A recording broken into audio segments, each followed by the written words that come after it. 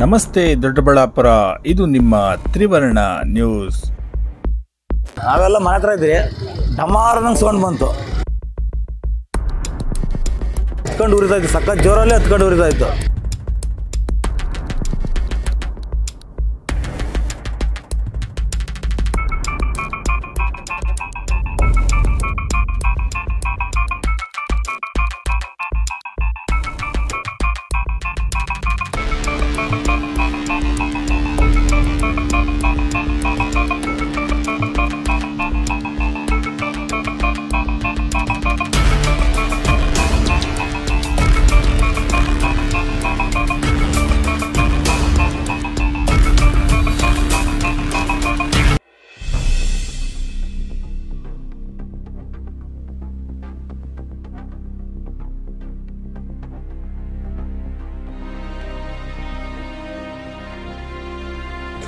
ರಾತ್ರಿ ಸುಮಾರು 11 ಗಂಟೆಗೆ ಸ್ಟಾರ್ಟ್ ಆಗಿದ್ದು. ನಾವೆಲ್ಲ ಮನೆ ಹತ್ರ ಇದ್ರಿ, ಡಮಾರದಂಗೆ ಸೌಂಡ್ ಬಂತು. ನೋಡಿದ್ರೆ ಆ ಜಾಗ ನೋಡಿದ್ರೆ ಹತ್ಕೊಂಡು ಉರಿತಾ ಇತ್ತು, ಸಖತ್ ಜೋರಲ್ಲಿ ಹತ್ಕೊಂಡು ಉರಿತಾ ಇತ್ತು. ಬಂದು ನೋಡಿದ್ರೆ ಒಳಗಡೆ ನೋಡಿದ್ರೆ ಸಿಕ್ಕಾಪಟ್ಟೆ ಫೈರ್ ಆಗಿತ್ತು. ದೊಡ್ಡಬಳ್ಳಾಪುರ ವೀರಾಪುರದ ಪ್ಲಾಸ್ಮಿಕ್ ಪ್ರೈವೇಟ್ ಲಿಮಿಟೆಡ್ ಕಂಪನಿಯಲ್ಲಿ ಶಾರ್ಟ್ ಸರ್ಕ್ಯೂಟ್ನಿಂದಾಗಿ ಕಂಪನಿಯ ಸುಮಾರು 75 ಭಾಗ ಸುಟ್ಟು ಬೂದಿಯಾಗಿದೆ. ಅಗ್ನಿಶಾಮಕ ದಳದ ಕಾರ್ಯಾಚರಣೆಗೆ ಉಳಿದ 25 ಭಾಗ ಸ್ಟೋರೇಜ್ ಗೋಡೌನ್ ಸಂರಕ್ಷಿಸಲ್ಪಟ್ಟಿದೆ. ನೈಟ್ ಶಿಫ್ಟಲ್ಲಿದ್ದ ಸಿಬ್ಬಂದಿ ಕೂಡ ಸದ್ದಿನ ಕಾರಣದಿಂದಾಗಿ ಕಾರ್ಖಾನೆಯ ಹೊರಗಡೆ ಬಂದಿದ್ದರಿಂದಾಗಿ ಯಾವುದೇ ರೀತಿಯ ಪ್ರಾಣಾಪಾಯ ಸಂಭವಿಸಿಲ್ಲ. ದೊಡ್ಡಬಳ್ಳಾಪುರ, ದೇವನಹಳ್ಳಿ, ನೆಲಮಂಗಲ, ಯಲಹಂಕ, ಬಾಗಲೂರು ಕ್ರಾಸ್ ಹೀಗೆ ಅಗ್ನಿಶಾಮಕ ದಳದ 4 ಜನ ಆಫೀಸರ್ಸ್ ಮತ್ತು 25 ಸಿಬ್ಬಂದಿಗಳೊಂದಿಗೆ ನಿರಂತರ 8 ಗಂಟೆಗಳ ಕಾರ್ಯಾಚರಣೆಯಿಂದ ಬೆಂಕಿಯನ್ನು ನಂದಿಸುವಲ್ಲಿ ಯಶಸ್ವಿಯಾಗಿದ್ದಾರೆ.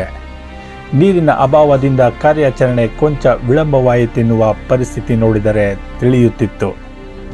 ಸುತ್ತಮುತ್ತಲ ಕಂಪನಿಗಳು ನೀರಿನ ವ್ಯವಸ್ಥೆ ಕಲ್ಪಿಸುವ ಮೂಲಕ ಹೃದಯ ವೈಶಾಲ್ಯತೆಯನ್ನು ಮೆರೆದಿದ್ದಾರೆ ಅಂತ ಹೇಳಬಹುದು. ಸುತ್ತಮುತ್ತಲಿನ ಗ್ರಾಮದ ಜನ ಹೇಳುವ ಹಾಗೆ ಸುಮಾರು 11-12 ಸಮೀಪ ದೊಡ್ಡದಾಗಿ ಸದ್ದಾಯಿತು. ಬಂದು ನೋಡಿದಾಗ ಪ್ಲಾಸ್ಮಿಕ್ಸ್ ಕಂಪನಿ ಹೊತ್ತಿ ಉರಿಯುತ್ತಿತ್ತು ಎಂದು ಹೇಳಿದ್ದಾರೆ. ಎಲ್ಲಾದರೂ ಅಗ್ನಿ ಅವಘಡ ಸಂಭವಿಸಿದಾಗ ಆ ಜಾಗದಿಂದ ಕಂಪನಿಯ ಸಿಬ್ಬಂದಿಗಳಾಗಲಿ ಜನಸಾಮಾನ್ಯರಾಗಲಿ ಯಾರಾದರೂ ಕೂಡ ಹೊರಗಡೆ ಓಡಿ ಬರುತ್ತಾರೆ. ಬೆಂಕಿಯ ಭಯ ಅಂತಹದ್ದು. ಅಂಥದ್ದರಲ್ಲಿ ಆ ಜಾಗಕ್ಕೆ ಧೈರ್ಯವಾಗಿ ಹೋಗುವವರೇ ಅಗ್ನಿಶಾಮಕ ಸಿಬ್ಬಂದಿಯವರು.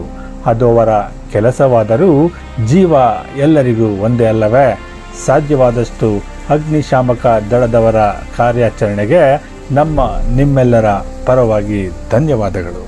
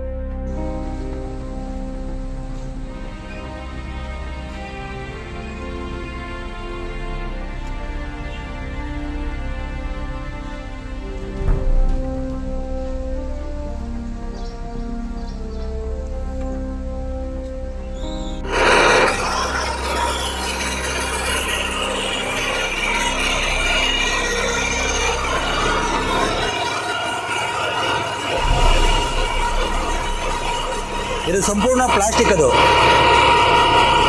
ಪ್ಲಾಸ್ಟಿಕ್ ಅದು. ನಿಮ್ಮ ತ್ರಿವರ್ಣ ನ್ಯೂಸ್ನ ಬೆಂಬಲಿಸಿ. ಧನ್ಯವಾದಗಳು.